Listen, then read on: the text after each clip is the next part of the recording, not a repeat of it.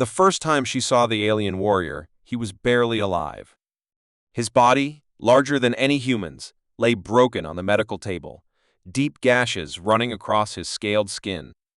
His breathing was shallow, uneven, as if every inhale was a battle.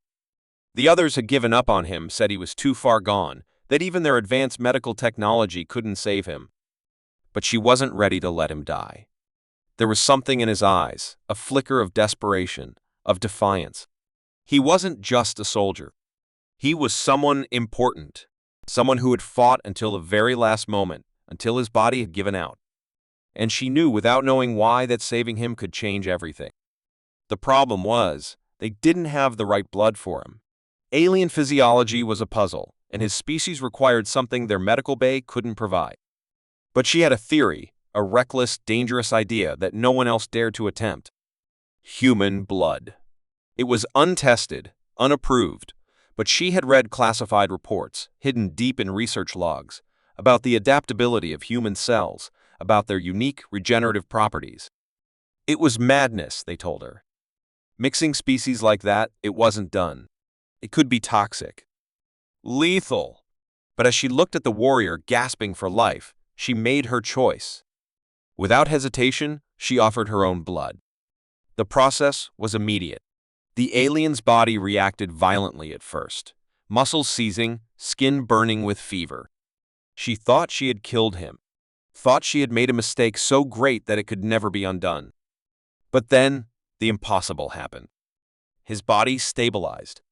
The wounds, which had refused to close with any known treatment, began to heal before her eyes. His breathing deepened. Strength returned to his limbs.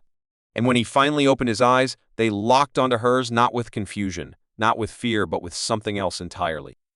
Recognition. Understanding. She had saved his life. But she didn't know yet what that truly meant. Because in his world, in his culture, what she had done was not just an act of kindness. It was something far greater, something sacred. A bond forged in blood, one that could not be broken. The others didn't realize it yet, but she had just changed the course of her life forever.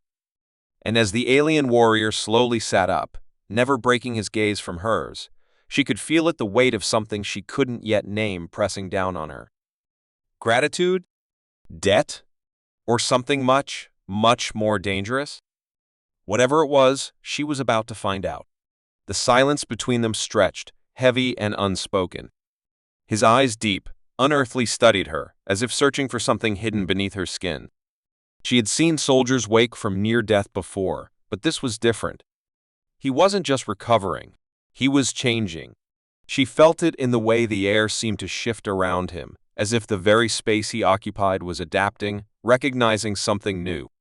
His breathing was steady now, deeper, stronger. His skin, once pale and cracked, was smoothing, darkening into its natural hue. The gashes that had split his body open were gone, as if they had never been there at all. She should have felt relief. Instead, she felt watched. The others in the medical bay had backed away, whispering among themselves. They had been skeptical of her decision. Now, they were afraid. Human blood was never meant for an alien body. No one knew what this meant, what consequences might follow. But she did know one thing. This warrior was no ordinary soldier. "You gave me your blood." His voice was low, rough, as if unused for too long. The words were unfamiliar but clear, as though he had pulled them from her mind rather than learned them. She nodded, unsure of what to say. "You understand what that means?" A chill ran down her spine. She didn't. Not really. His gaze sharpened, something dangerous flickering behind it. "In my culture, this is more than a life debt. More than gratitude." He leaned forward, slow, deliberate. "It is a bond. A binding." The whispering in the room stopped. A binding. The weight of those words pressed against her, heavy with something she couldn't yet name. "What does that mean?" she asked, voice steady despite the unease curling in her stomach. His lips parted slightly, as if trying to decide how much to tell her. Then, after a long pause, he said, "It means that from this moment forward, you're not just a healer. You are part of my people. The room seemed to tilt. That wasn't possible. She was human. She didn't belong to his species, his world. But as she looked at him, she saw something she hadn't before. A shift in the way he carried himself. A certainty. You don't understand what you've done, he murmured, more to himself than to her. Or what they will do when they find out. The words sent ice through her veins. Who? He exhaled slowly, standing for the first time. His full height was staggering, his form powerful, no longer weakened by injury. The medical monitors flickered wildly, unable to process what had just happened. My people, he said at last, and yours. Before she could ask what he meant, the alarms blared. A warning. Someone was coming. The blaring alarm sent a jolt of adrenaline through her veins. Red lights pulsed along the walls, casting eerie shadows over the medical bay. She turned toward the entrance, heart pounding, expecting to see security forces storming in. But for a long, breathless moment, no one appeared. The alien warrior stood beside her, tense, his gaze locked on the sealed doors. He wasn't panicked. If anything, he looked like he had been expecting this. Who is coming? She asked, forcing her voice to stay calm. Instead of answering, he stepped closer, lowering his voice. Did you tell anyone what you did? She hesitated. Of course, the medical staff had seen it happen. They had watched in silence, too afraid to intervene. But she had spoken to no one outside these walls. No, she said. But the others. They wouldn't have to say anything, he interrupted. They wouldn't even need to understand. The moment my body responded to your blood, the change began. And they will feel it. Who? She pressed. My kind, he said, eyes dark with something unreadable. And yours. Before she could ask what that meant, the doors hissed open.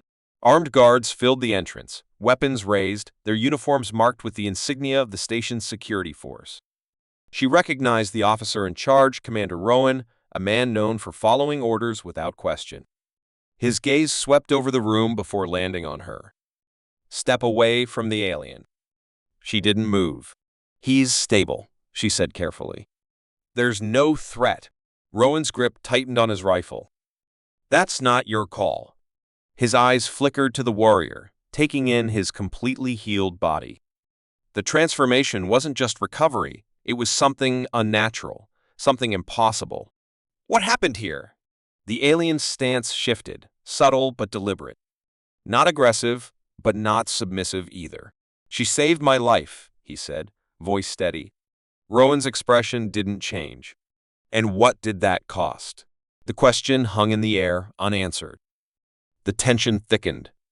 She could see it in the way Rowan's men positioned themselves, fingers hovering over triggers, ready for any sign of hostility. But the real danger wasn't in the room. It was in what they didn't understand. The warrior turned his gaze to her, as if waiting for her to speak. I did what had to be done, she said finally. There was no other option. Rowan exhaled through his nose. That's where you're wrong. There was another option. Letting him die. The words hit harder than she expected. The room suddenly felt too small, the walls too close. You don't know what you're saying, she whispered. Rowan's jaw tightened. You have no idea what you've done. The warrior's muscles coiled, every part of him ready for a fight. Neither do you. The lights flickered, the station's system struggling against an unseen force. A vibration pulsed through the floor. Then came the sound no one wanted to hear. The docking bay seals disengaging. Something or someone had just arrived. The deep, mechanical groan of the docking bay seals disengaging sent a chill through the room. The air itself seemed to hold its breath, as if waiting for something unseen to step through. Every soldier in the room stiffened, weapons raised, eyes darting between the sealed doors and the alien warrior standing at her side. She could feel the shift in energy, something was coming. And whatever it wasn't human. The warrior didn't flinch. His gaze remained locked on the entrance, his stance steady, unreadable. He wasn't afraid. If anything, he looked like he was preparing for something inevitable. Rowan muttered a curse under his breath and signaled his team to reposition. Everyone hold your ground. No one fires unless I give the order. His words didn't comfort her. A deep vibration pulsed through the walls, a presence pressing against the station like a silent warning. Then, for the first time since the alarms had gone off, the alien warrior spoke not to her, not to Rowan, but to the air itself. They are here. The doors groaned. Not the standard hiss of a controlled entry, but something heavier, as if the mechanisms were straining against a force they weren't built to withstand. The red warning lights flickered again, casting long shadows over the walls. Then the doors buckled outward. Not open. Forced. A rush of cold air spilled into the room as the pressure adjusted. The lights sputtered again before stabilizing, revealing the figures standing just beyond the threshold. They were tall, taller than the warrior beside her, draped in dark metallic armor that pulsed with faint, shifting patterns. Their movements were unnervingly smooth, their steps soundless as they crossed the threshold. No weapons were drawn, but that didn't mean they weren't dangerous. Rowan's men tightened their grips on their rifles, but no one fired. The tallest of the newcomers stepped forward, head tilting slightly as its eyes glowing like embers locked onto her. Not Rowan. Not the warrior. Her. She swallowed hard. The warrior beside her took a slow step forward, positioning himself between her and the newcomers. This is not your ground, he said, voice low, steady. You have no claim here. The tallest figure studied him for a long moment before shifting its gaze back to her. When it finally spoke, its voice was layered, as if more than one being was speaking at once. That is not entirely true.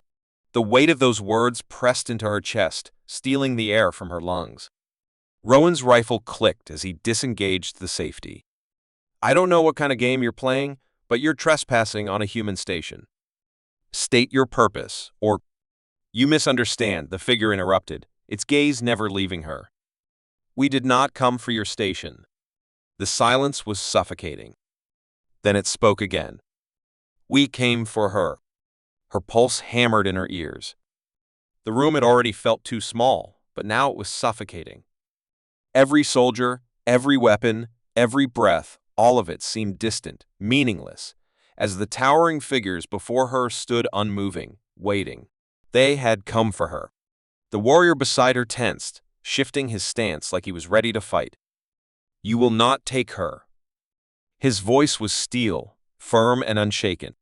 But the tallest figure only tilted its head, the faint glow of its eyes never wavering. We are not here to take. We are here to offer. She exhaled, barely aware that she had been holding her breath. Offer what? A silence stretched between them, heavy and unspoken, until finally the figure responded. You changed something today. You gave freely when no one else would, and in doing so, you have set something in motion that cannot be undone. She swallowed, trying to make sense of the words. I saved a life. That's all. The figure's head shook slowly. No. You altered more than you realize. Your blood was not simply a cure, it was a catalyst. Something old has awakened because of you. A cold weight settled in her stomach. She turned to the warrior beside her, searching for answers in his expression. But for the first time since she had met him, he looked uncertain. One of Rowan's soldiers muttered, "This is insane." Maybe it was. But somehow, deep inside, you have a choice, the figure said. You can stay here, remain in the life you know, and the path before you will close. Or you can come with us and learn what you have begun. The station around her suddenly felt smaller than it ever had. She had spent years in these corridors, following rules, healing wounds, patching up soldiers, only for them to be thrown back into war. She had always believed in what she did, but had she ever truly mattered? Now, for the first time, she did. Rowan's voice was sharp. She's not going anywhere. The warrior at her side turned his gaze to her. He didn't try to decide for her, didn't push. He was letting her choose. She took a breath, then another, and then she spoke. I'm going. Rowan cursed under his breath, but he didn't try to stop her. Maybe he knew there was no point. Maybe he had seen something in her face that told him this had already been decided the moment she had saved the warrior's life. The tallest figure nodded once. Then come. She stepped forward. The warrior moved with her, his presence steady beside her. As the doors hissed shut behind them, she glanced back one last time. The life she had known was gone.